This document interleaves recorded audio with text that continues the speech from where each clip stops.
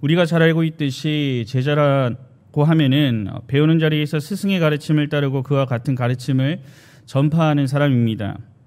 이에 대해 복음주의 목회자 에이든 토저는 제자가 된다는 것은 그분이 추종자가 되어 어떠한 대가를 치르더라도 그분이 이끄시는 곳으로 가며 그분이 명하시는 대로 행하는 것인데, 오늘날 많은 신자가 이 길을 오해하고 있다고 지적을 합니다. 이에 더 나아가 이러한 제자의 길은 구원의 여부가 나의 선택에 달려있지 않듯이 예수 그리스도를 나의 구조로 고백하게 된 신자들에게 선택의 사항이 될 수 없음을 강조합니다.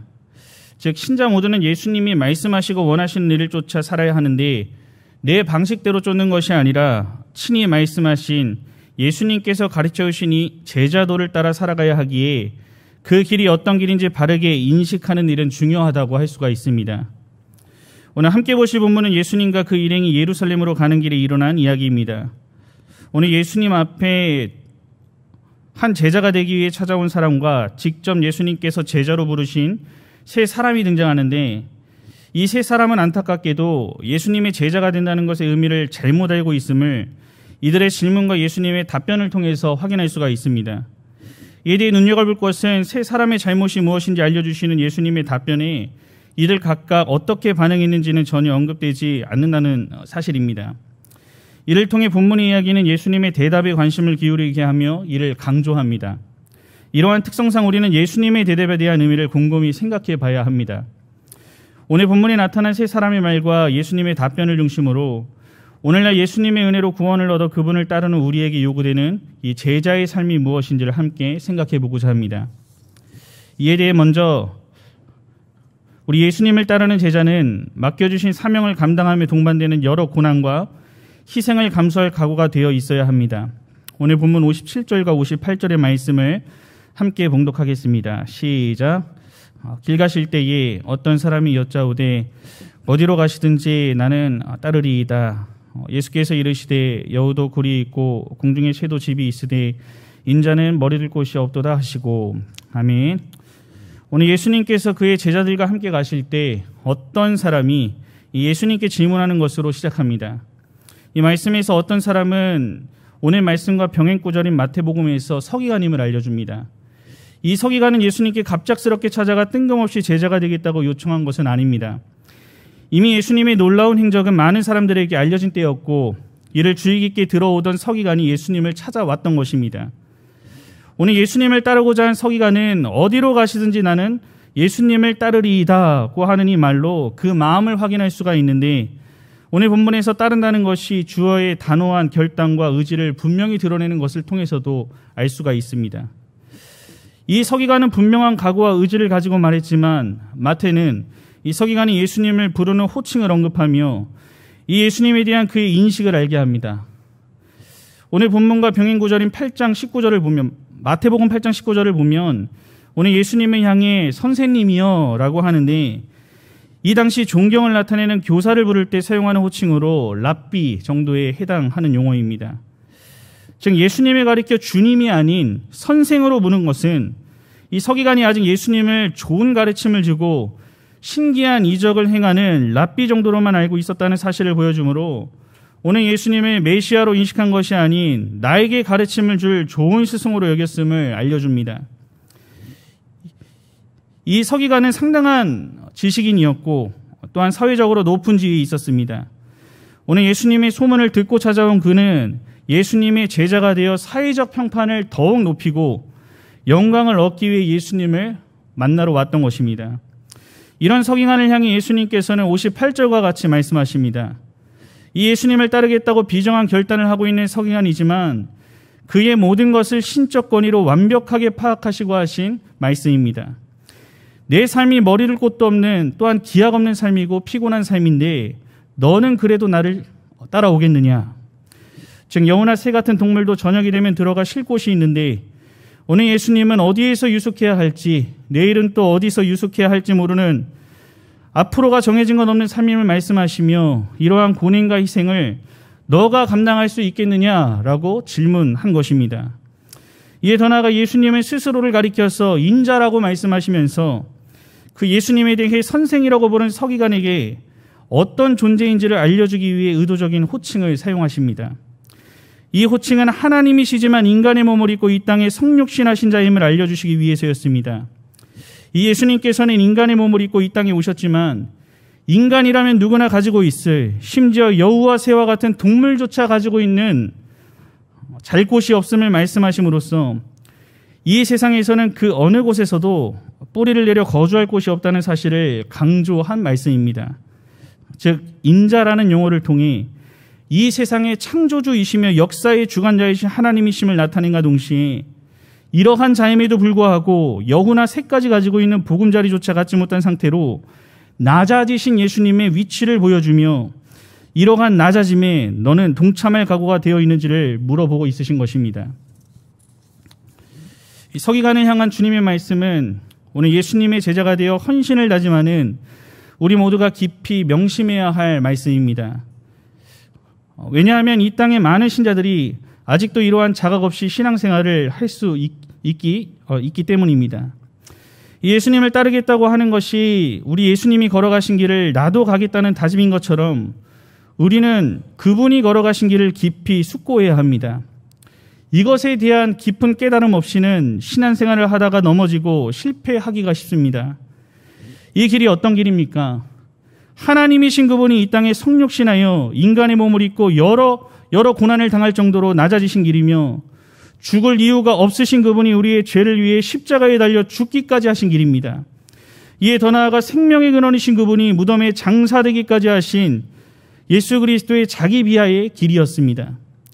이 예수님의 뒤를 따르는 제자라고 한다면 우리 예수님이 맡겨주신 복음 전파를 위한 교회 운동을 위해 고난받고 나를 희생하고 죽음까지 불사한 이 길을 가겠다는 헌신이 따를 수 있음을 먼저 자각해야 하는 것입니다.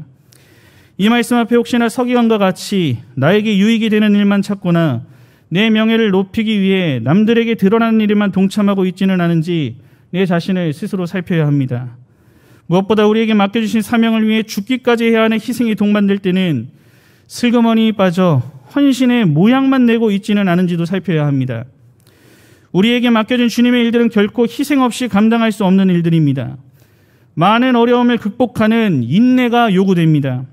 이러한 사실은 오늘같이 어려운 상황에도 예수님께서 일하고 계시기에 마찬가지입니다. 어떤 사람은 교회를 출입하며 예수님을 따르겠다고 다짐하고 여러 일들을 감당하면 이 땅에서 내가 원하는 여러 복만을 얻게 될 것이라 여기기도 합니다.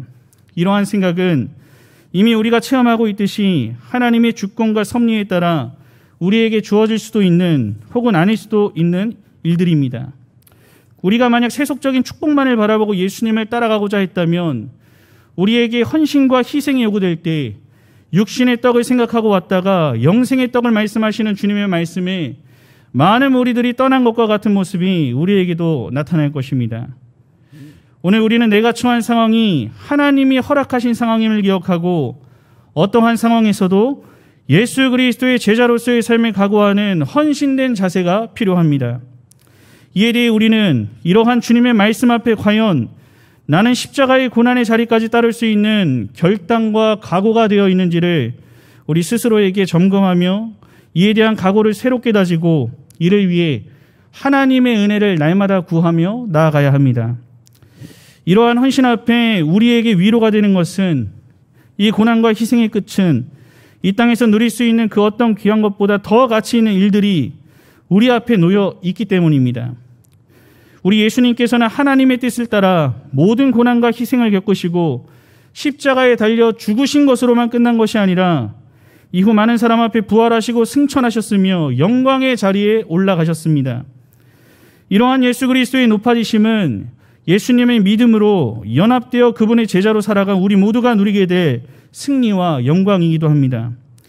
이 사실을 기억하며 하나님이시지만 인간의 몸을 입기까지 낮아지신 예수님, 나의 구원을 위해 모든 고난과 십자가에 죽으셨던 그 예수님을 바르게 인식하고 우리 역시 세상 가운데 어떤 위치에 있든지 어떤 환경에 처하든지 우리에게 맡겨주신 복음 전파를 위해 우리에게 맡겨주신 일들을 위해 헌신을 각오하며 나아가야 하는 것입니다. 우리가 이 일을 감당할 때 세속적인 욕심과 내가 원하는 것을 이루기 위해 우리 예수님의 수단으로서 사용하는 것이 아니라 우리 예수님께서 맡겨주신 사명을 위해 어떠한 고난과 희생까지도 짊어지고 나아가는 것이 오늘 진정한 제자의 모습을 깨닫고 오늘 예수님을 열심으로 따라가는 모든 성도님들이 되기를 간절히 바랍니다. 둘째로 예수님을 따르는 제자는 나의 일보다 복음 전파 일을 최우선으로 삼아야 합니다. 오늘 본문 59절과 60절의 말씀을 함께 봉독하겠습니다. 시작. 또 다른 사람에게 나를 따르라 하시니 그가 이르되 나로 먼저 가서 내 아버지를 장사하게 허락하옵소서. 이르시되 죽은 자들로 자기의 죽은 자들을 장사하게 하고 너는 가서 하나님의 나라를 전파하라 하시고. 아멘. 함께 읽은 이 본문에 앞서서 오늘 예수님이 찾아왔던 서기관과는 달리 오늘 예수님이 먼저 자신을 따르라는 명령으로 시작하고 있습니다. 이렇게 예수님께서는 어떤 한 사람을 지목하여 따를 것을 명하시지만 왜 따라야 하는지, 또한 부름받은 이후 주로 무슨 일을 할 것인지, 이 명령에 대해 따르지 않으면 어떤 불행이 나에게 찾아올 것이라든지 하는 식의 장황한 설명 없이 간단 명료하게 나를 따르라고만 말씀하십니다. 이러한 명령은 예수님께서 제자들을 부르실 때 장면과 동일하지만 이 앞서서 열두 제자들의 일반적인 모습은 예수님께 즉각적으로 순종한 반면에 오늘 본문에 등장한 또 다른 사람은 즉각적으로 순종하지 못합니다. 예수님의 직접적인 부르심에도 불구하고 즉각적으로 순종하지 못한 이유는 먼저 해야 할 일이 있기 때문임을 알 수 있습니다. 이 일은 내 아버지를 장사하는 일이라 말합니다. 한편 앞서 서기관은 예수님을 주님이 아닌 선생으로 인식했음을 보았는데 예수님의 명령을 받은 이 사람은 주여라고 부른 것을 마태복음의 동일한 병행 구절에서 확인할 수가 있습니다. 즉 예수님을 나의 주님이라고 부를 정도로 그 위치를 깨닫고 인정하는 사람이었지만 이것에 멈춰서 아쉽게도 그에게는 예수님을 따라 복음을 전파하는 것보다 더 시급하게 해야 한다고 여긴 일이 남아 있던 것이었습니다. 한 가지 살펴볼 문제가 있는데 먼저 내 아버지를 장사하게 허락하옵소서라는 말씀은 크게 두 가지 주장이 있다는 사실입니다. 이에 대해 첫째로 그 사람의 부친이 지금 죽어 장사 기간 중에 있었다는 이야기입니다. 만약 이 주장이 맞다면 우리 예수님은 부친의 장사도 뒤로 하고 복음 전파하는 일을 먼저 하라고 명령하신 모양이 됩니다. 이 당시 유대인들에게 장사 기간은 7일이었고 유대인들은 장례식 참석을 자식된 자의 가장 중요한 의무로서 생각했습니다. 심지어 장례 기간 동안 장례를 감당할 의무는 모든 성적 예배나 절기, 할례 의식의 준수보다도 앞서는 것이었습니다. 이러한 시대적인 상황을 고려할 때 예수님의 부친의 장례까지 포기하고 주의 일을 감당해야 한다는 말은 인륜의 도까지도 저버리는 우리가 따르기 힘든 해석일 것입니다. 또한 둘째 주장은 그 사람의 부친은 아직 죽지 않은 상태이며 이 부친이 죽을 때까지 집에 머물러 돌봐야 한다는 의미입니다. 상황을 고려할 때 후자의 해석이 좀 더 타당하다고 할 수 있습니다. 즉, 두 번째 사람은 오늘 예수님의 제자로 부름받은 삶을 살아가는 것보다 더 급한 먼저 된 이 일로 핑계를 대고 있는 것입니다. 이에 대해 예수님은 죽은 자들로 자기의 죽은 자들을 장사하게 하고 너는 가서 하나님의 나라를 전파하라고 명하십니다. 아들로서 부친을 돌보는 일이 얼마나 중요하고 급한 일이겠습니까? 이 사실을 예수님께서 모르실 리 없지만 너는 그럼에도 하나님의 나라를 전파하라고 하시는 것은 이 복음을 전파하는 일이 그보다 더 중요하고 급한 일임을 알려주시며 우선순위를 바르게 둬야 함을 강조하여 단호하게 말씀하신 것입니다. 즉 하나님의 나라를 전파하기 위해 예수님을 따라야 하는 신자라면 이 세상에서 얼마든지 중요할 수 있는 여러 일보다 영적인 일에 늘 우선순위를 두고 살아가야 한다는 것입니다. 이 세상에 사는 사람이 육적인 일을 무시할 수는 없지만 영적인 일보다 더 우선하며 살게 된다면 그 인생은 오늘 말씀과 같이 죽은 자들이며 이는 오늘 제자의 모습이 아님을 말씀하고 있으신 것입니다. 제 아내의 친한 친구의 이야기입니다. 어린 시절 즐겁게 교회 생활을 하며 지난 신앙의 추억이 있던 친구였지만 나이가 먹고 이제 대학생이 된 이후 교회와 멀어졌다고 합니다. 고3 시절부터 공부가 중요하다는 이유로 시작하여 수능 보고 대학생이 되면 다시 신앙생활을 할 테니 걱정 말라고 호언장담했다고 합니다. 시간이 지나서 대학생이 되었습니다. 이번에는 학교에 적응하는 것이 벅차다는 이유로 내가 좀 적응한 후에 시작하겠다고 걱정하지 말라고 했다고 합니다. 이후 졸업시기가 다가오자 취업 준비해야 한다고 하며 난 구원의 확신도 항상 마음에 가지고 있지만 지금은 때가 아니라며 미뤘다고 합니다. 시간이 흘러서 제 아내와 비슷한 시기에 결혼을 했습니다. 어린 시절 그 친구와 함께 은혜 받았던 찬양이 라디오에서 흘러 이 찬양을 함께 공유하며 우리 어릴 때 은혜 많이 받고 즐거웠을 때 생각나냐고 연락을 하면 이제 그런 신앙적인 이야기에는 답변조차 하지 않는다고 합니다. 아기 얘기할 때만 반응을 해 서로 이야기를 이어가다 신앙 이야기를 하며 아기 키우기 너무 힘들다고 말을 합니다. 안 그래도 남편과 얘기해서 아이가 조금 더 크면 이전같이 열심히 해보려 한다고 했다는 이야기가 제가 최근까지 들어왔던 이야기입니다. 성도 여러분, 평범해 보이는 이 인생 스토리에서 누가 들어도 중요하지 않은 것이 없습니다. 고3 시절 공부해야 하고 또한 대학생활 잘 적응해야 하고 이후에 취업 준비와 결혼, 아이를 낳고 육아로 정신없는 일상은 우리의 인생에 있어 참 중요한 일이 확실합니다. 이는 제 아내의 친구보다 더 오랜 인생을 살아오신 많은 분들이 이 이야기를 들으며 앞으로 더 바쁘고 정신없을 텐데 라며 언제 교회 가서 신앙생활을 시작할까 하며 생각하신 분들이 있을 것입니다. 믿지 않는 자들이야 문제될 것이 없지만 예수님의 제자로 살아가기를 부름받은 우리라면 이 세상을 살며 마땅히 해야 하는 여러 일들에 앞선 일이 있음을 늘 마음에 두어야 합니다. 이러한 우선순위가 잘 정립되지 않는다면 내가 처한 상황과 또한 변화하는 환경에 따라 내 일을 핑계 삼아 하나님의 일을 뒤에 두고 살아갈 위험이 있습니다. 오늘 여러분의 모습은 어떠합니까? 이 세상 일과 복음을 증거하는 하나님의 일이 있어서 언제나 내 일이 앞서 있지는 않으십니까? 마땅히 해야 할 일을 한다는 이유, 이 일만 끝나고 주의 일을 감당한다는 말이 얼마나 합당해 보입니까? 하지만 그 문제를 해결하면 또 다른 문제가 우리 앞을 가로막습니다. 이후에 또 막습니다. 또 생깁니다. 이런 반복 속에 이번 일은 진짜 급해요. 마지막이요. 라고 말하며 하나님의 일은 항상 뒷전에 있습니다. 신자로 거듭난 인생을 살아간다는 것이 무엇을 위해 살아가는지 모르는 인생이며 오늘 예수님의 책망의 대상이 됨을 알아야 합니다. 오늘 이렇다고 해서 우리는 일상의 모든 일을 당장 버리고 등한시한 채 살아가야 한다는 극단으로 치우쳐서도 안 됩니다. 신자의 모든 일상을 신앙생활과 떨어져 있지 않기 때문입니다. 우리가 직장에서 일하는 것과 또한 가정주부로 일하는 것, 학생으로서 공부하는 모든 일상은 하나님의 영광을 위한 수단이기에 소명의식을 가지고 감당해야 합니다. 문제는 나의 중심인 것입니다. 무엇을 목적하며 살아가는지, 내가 이 땅에 지어진 이유를 분명히 세울 때 우리의 우선순위는 정리됩니다. 이 세상에 당연한 일을 해야 하지만 우리에게 가장 우선시 되는 것은 우리 주님의 일들입니다.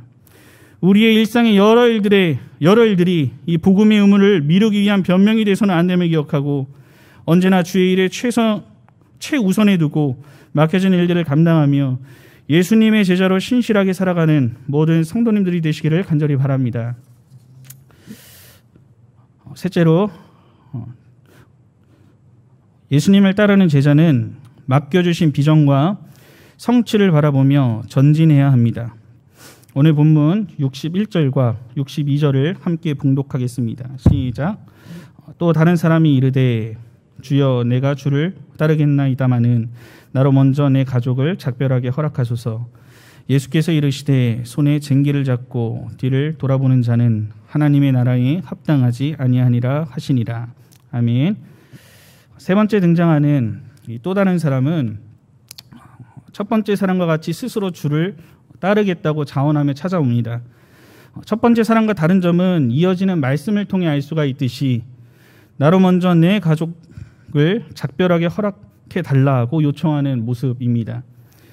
이는 나의 가족과 이별을 마음에 두고 있는 모습으로 주님을 따르겠다고 말은 하지만 그 결심이 확고하지 않다는 사실을 보여줍니다. 이에 더 나아가 그가 원하는 대로 집에 돌아가 가족과 작별의 인사를 나누게 되면 그를 붙잡는 가족의 말에 마음이 약해져 결단을 번복하게 될지 모른다는 사실을 고려조차 하지 않고 있는 것입니다.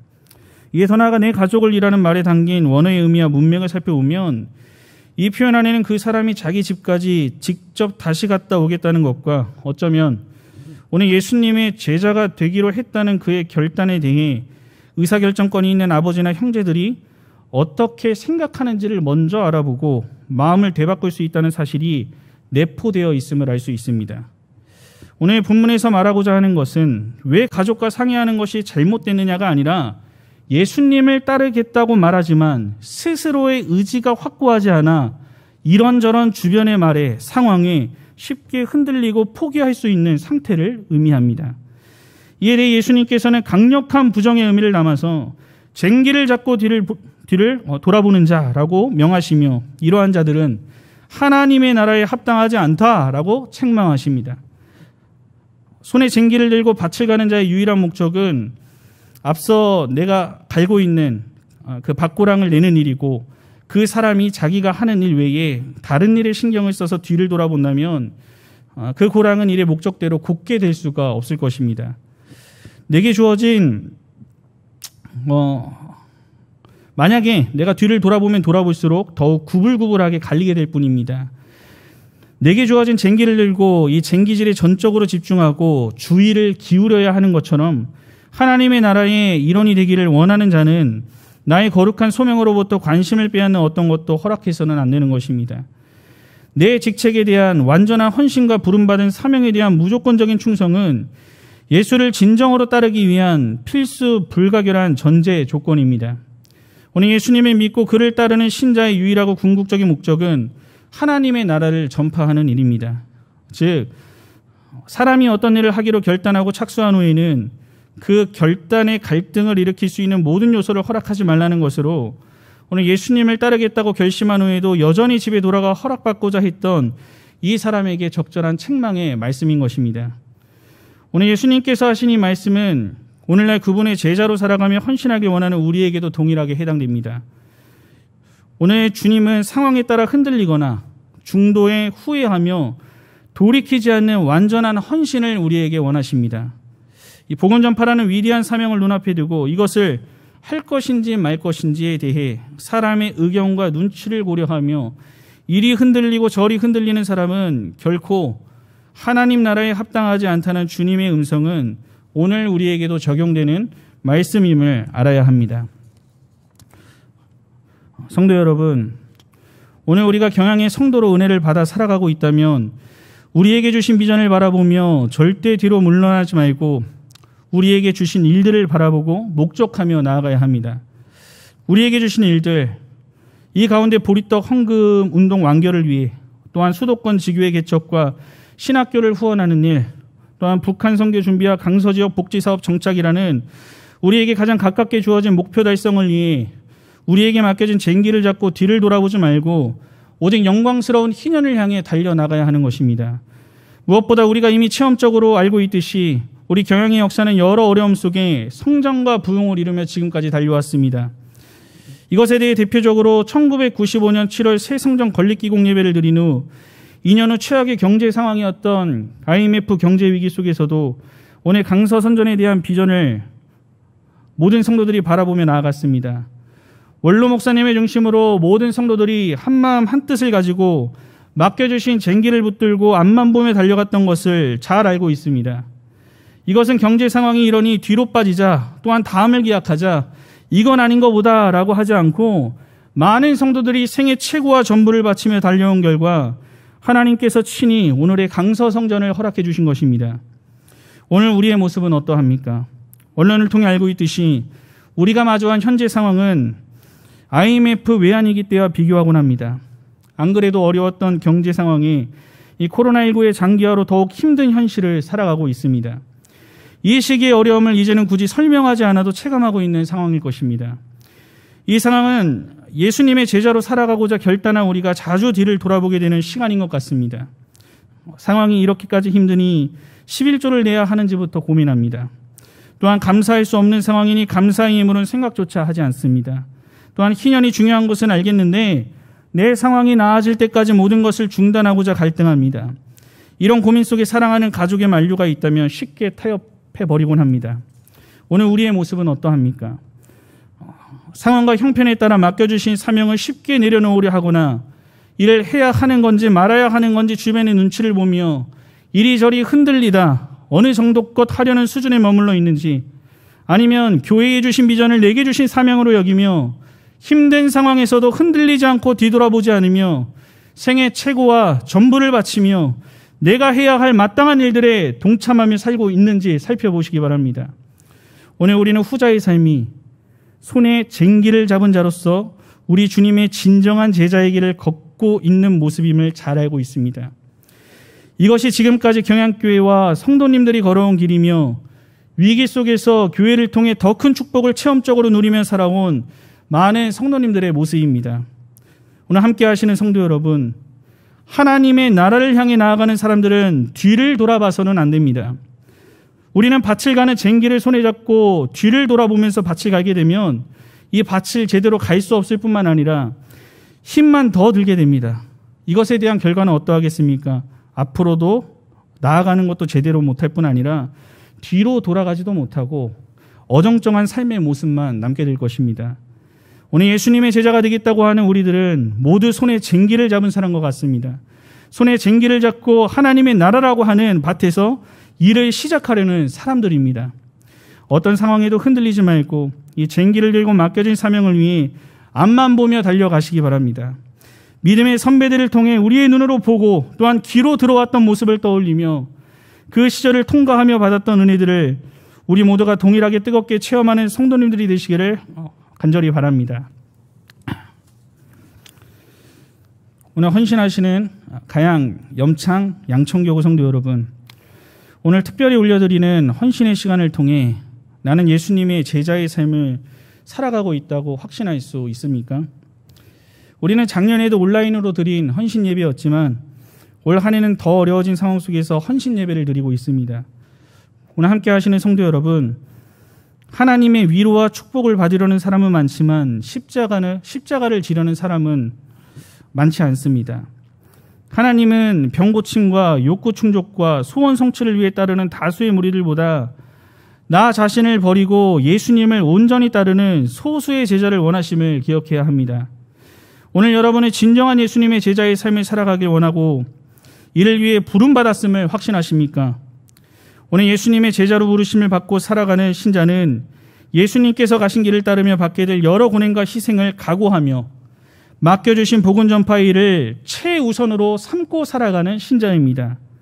이에 더 나아가 이 일을 감당하며 왔던 길을 돌아보고 또한 내가 가는 길을 포기하려 하는 것이 아니라 나에게 맡겨진 쟁기를 가지고 앞으로 나아가는 신자입니다. 이 일은 우리에게 다가온 희년뿐만 아니라 오늘 헌신 예배를 드리며 여러분에게 주어진 세계 선교와 신학교와 별들의 학교를 위한 일이며 예수 세계의 운동의 모든 일들에 나타나야 합니다. 어떠한 현실 속에서도 무엇보다 마지막 시대의 환난 속에서도 오직 예수 그리스도의 신실한 제자로 살아감이 흔들림이 없는 오늘 가양염창 양천교구 성도님들과 오늘 함께 하시는 모든 성도님들이 다 될 수 있기를 우리 주님의 이름으로 간절히 축원합니다.